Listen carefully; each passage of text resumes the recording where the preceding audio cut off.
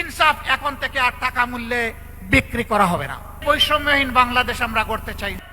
আজকে লক্ষ গ্রাহকের, কোটি গ্রাহকের টাকা যারা চুরি করে বিদেশে পালিয়েছে অথবা বর্তমানে কারাগারে আছে, তাদের কারণে আজকে যাদের জীবন তছনছ হয়ে গিয়েছে, আমি তাদের হয়ে আপনাদের সামনে দাঁড়িয়েছি। আমি দাঁড়িয়ে আছি 24-এর বিপ্লবীদের হয়ে। আজকে বিভিন্ন জায়গায় তাদের উপর অত্যাচার এখনো বন্ধ হয়নি। তার কণ্ঠ ছিল আধিপত্যবাদের বিরুদ্ধে, কণ্ঠ ছিল চাঁদাবাজদের বিরুদ্ধে, কণ্ঠ ছিল দুর্নীতিবাজদের বিরুদ্ধে, কণ্ঠ ছিল যুবকদের প্রত্যাশার একটা বাংলাদেশ গড়ার পক্ষে। যারা তা চায় না তারা তাকে শেষ করে দিয়েছে। 18 কোটি মানুষের অন্তরে হাত দিয়ে এখন শ্রদ্ধার বিপ্লবের আসন সে দখল করে নিয়েছে। এই হাদির রক্ত থেকে এখন লক্ষ নয় কোটি হাদি তৈরি হয়েছে। আমাদের যুবক সমাজকে আমরা সম্মানিত করতে চাই। তারা দেশ গড়ার কাজে অংশ নেবে আর বুক ফুলিয়ে বলবে, আমি কারো অনুদানে নয়, বরঞ্চ আমি আল্লাহর দেওয়া সামর্থ্য অনুযায়ী আমার দেশকে আমি দিয়ে চলেছি, অবদান অব্যাহত রাখবো।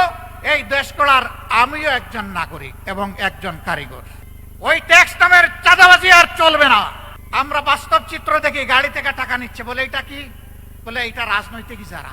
আপনি কোন দলের? একটা বলেন নাম দোপাস করে বলে দেয়। আবার কেউ নাম বলার আগে কই দেন মিয়া টাকা, নামের কি দরকার আপনার? বলছে আমি কারে টাকা দিচ্ছি এটা আমার জানতে হবে না? বাপটা এমন যে আজকে জানার দরকার নাই, হাসরের দিন জানবেন।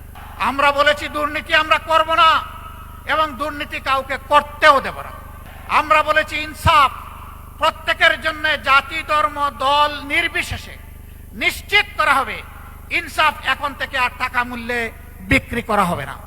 সেই বাংলাদেশটাই আমরা করতে চাচ্ছি, যেই বাংলাদেশ হবে শিশুর, যেই বাংলাদেশ হবে তরুণ তরুণীর, যেই বাংলাদেশ হবে যুবক যুবতীর, যেই বাংলাদেশ হবে একজন মুসলমানের, একজন হিন্দুর, একজন বৌদ্ধর, একজন খ্রিস্টানের, যেই বাংলাদেশ হবে আপামর জনগণের, যেই বাংলাদেশ হবে শ্রমিকদের, যেই বাংলাদেশ হবে কৃষকদের, যেই বাংলাদেশ হবে সকল ক্ষেত্রে পেশাজীবীদের।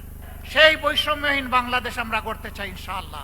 আপনারা এই বৈষম্যহীন বাংলাদেশ করার জন্য প্রস্তুত? আপনারা ন্যায়ের পক্ষে, ইনসাফের পক্ষে। আগামী 12 তারিখ একদিকে রেফারেন্ডামে হা, গণভোটে হা, আর এই 10 দলের প্রতীকে হা, এই দুই জায়গায় হা দিয়ে জনগণের বিজয় ছিনিয়ে আনবেন ইনশাআল্লাহ। এই বিজয় কোনো পরিবারের হবে না, এই বিজয় কোনো গোষ্ঠীর হবে না, এই বিজয় হবে আপামর জনগণের। বাপের বুকের দুধ খেয়েছেন একজন, হাত তোলেন। নাই? তাহলে এই দুই জায়গায় মারা অনন্যা, তাদের কোনো তুলনা নাই, তারা অতুলনীয়। আমরা সেই মাদেরকে সম্মানের জায়গায় রাখতে চাই। কর্মক্ষেত্রে তারা সম্মানের সাথে ইনশাআল্লাহ তারা তাদের দায়িত্ব পালন করবেন। সেই ক্ষেত্রে তাদের শতভাগ নিরাপত্তা নিশ্চিত করা হবে। রাস্তাঘাটে চলাফেরায় আমরা তাদের নিরাপত্তা নিশ্চিতে অঙ্গীকারবদ্ধ।